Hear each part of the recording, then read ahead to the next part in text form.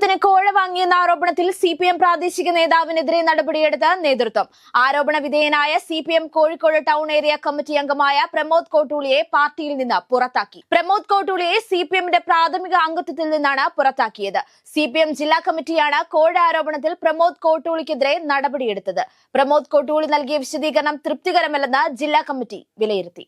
ഏറ്റവും കൂടുതൽ അഴിമതി നടക്കുന്നത് PWD, റവന്യൂ, എക്സൈസ് തുടങ്ങിയ വകുപ്പുകളിലാണെന്ന് മുതിർന്ന സിപിഎം നേതാവ് ജി സുധാകരൻ. വികസനത്തിനായി ചെലവഴിക്കുന്ന പണത്തിന്റെ പകുതി പോലും ജനങ്ങളിൽ എത്തുന്നില്ലെന്ന പല പഠനങ്ങളും. താൻ പൊതുമരാമത്ത് മന്ത്രിയായിരുന്നപ്പോൾ പണി കഴിപ്പിച്ച ഒരു റോഡ് പോലും പൊളിഞ്ഞിട്ടില്ല. മന്ത്രിയാകാനുള്ള ഭാഗ്യം അന്ന് കിട്ടി. ഇനി അതിനുള്ള സാധ്യതയില്ലെന്നും ജി സുധാകരൻ.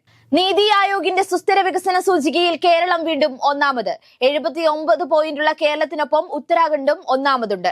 78 പോയിന്റോടെ തമിഴ്നാടും 77 പോയിന്റോടെ ഗോവയുമാണ് തൊട്ടുപിന്നിലുള്ളത്.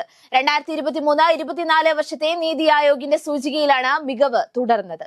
തിരുവനന്തപുരം റെയിൽവേ സ്റ്റേഷന് സമീപത്തെ തോട് വൃത്തിയാക്കാൻ ഇറങ്ങിയ ആളെ കാണാതായി. ആമേഴഞ്ചാൻ തോട് വൃത്തിയാക്കാൻ ഇറങ്ങിയ ആളെയാണ് കാണാതായത്. കോർപ്പറേഷന്റെ താൽക്കാലിക ജീവനക്കാരനായ മാരായമുട്ടം സ്വദേശിയായ 42-കാരൻ ജോയിയെയാണ് കാണാതായത്.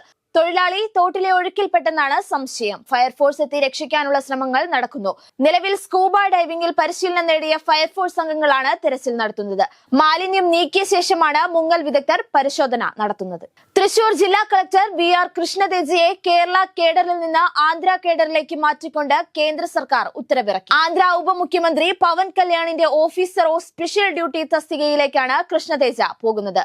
പ്രളയം, കോവിഡ് കാലത്ത് കേരളത്തിൽ നടത്തിയ പ്രവർത്തനങ്ങളാണ് കൃഷ്ണതേജയെ പരിഗണിക്കാൻ കാരണം. മുഖ്യമന്ത്രി പിണറായി വിജയനെതിരെ രൂക്ഷ വിമർശനവുമായി കോൺഗ്രസ് നേതാവ് കെ മുരളീധരൻ. പിണറായി വിജയൻ പൂർണ്ണസംഖ്യയായി മാറിയെന്നും വിഴിഞ്ഞമെന്നാൽ എല്ലാവരുടെയും ഓർമ്മയിൽ ഉമ്മൻചാണ്ടിയാണെന്നും കെ മുരളീധരൻ പറഞ്ഞു. BJP മന്ത്രിയുടെ സാന്നിധ്യത്തിൽ മൻമോഹൻ സിംഗിനെ മുഖ്യമന്ത്രി പിണറായി വിജയൻ കുറ്റപ്പെടുത്തി. പാർട്ടി വോട്ടുകൾ BJP വിഴുങ്ങുന്നുവെന്ന CPM ആശങ്ക പിണറായിക്കില്ലെന്നും കെ മുരളീധരൻ.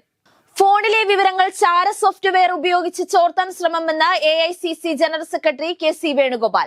താൻ ഉപയോഗിക്കുന്ന ഐഫോണിലെ വിവരങ്ങളാണ് ചോർത്താൻ ശ്രമിച്ചതെന്നും ഇക്കാര്യം ആപ്പിൾ ഔദ്യോഗികമായി ഇമെയിൽ വഴി അറിയിച്ചെന്നും KC വേണുഗോപാൽ വ്യക്തമാക്കി.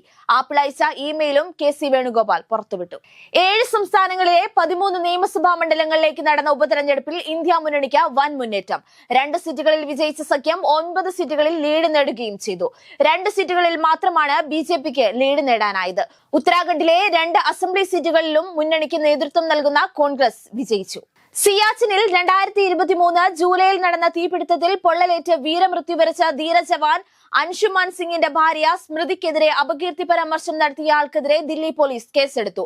ദില്ലി സ്വദേശി K അഹമ്മദിനെതിരെയാണ് ദില്ലി പോലീസ് കേസ് രജിസ്റ്റർ ചെയ്തത്. ജൂലൈ 5-ന് രാഷ്ട്രപതി ഭവനിൽ നടന്ന ധീരതയ്ക്കുള്ള പുരസ്കാര സമർപ്പണ ചടങ്ങിൽ എടുത്ത ചിത്രത്തിനാണ് അഹമ്മദ് ഓൺലൈനിൽ മോശം കമന്റ് ഇട്ടത്.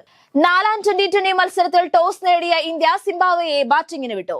നായകൻ ശുഭ്മൻ ഗിൽ ഫീൽഡിംഗ് തെരഞ്ഞെടുത്തു. പേസർ തുഷാർ 2020-ൽ ഇന്ത്യക്കായി അരങ്ങേറ്റം കുറിക്കും. 3-ൽ 2 ജയിച്ച ഇന്ത്യ ഇന്നത്തെ മത്സരവും ജയിച്ച് പരമ്പര സ്വന്തമാക്കാൻ ലക്ഷ്യമിട്ടാണ് ഇറങ്ങുന്നത്.